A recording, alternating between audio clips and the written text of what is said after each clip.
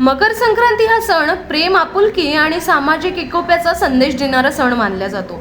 महिला वर्ग वाण देऊन स्नेह व्यक्त करतो, तर बाळापूर तालुक्यातील बहादुरा गावात मकर संक्रांतीच्या दिवशी एक वेगळीच सामाजिक परंपरा जपली जात आहे. बहादुरा येथील माळी कुटुंब गेल्या 100 वर्षांहून अधिक काळापासून मकर संक्रांतीनिमित्त गावातील लहान मुलांना ऊस वाटप करण्याची परंपरा जपत आहे. मकर संक्रांतीच्या आदल्या दिवशी खास बाजारातून ऊस खरेदी करून सणाच्या दिवशी हा ऊस मुलांना वाटण्यात येतो. या उपक्रमातून केवळ सण साजरा केला जात नाही, तर पुढील पिढीत सामाजिक बांधिलकी आणि परंपरेचे महत्त्व रुजवले जाते.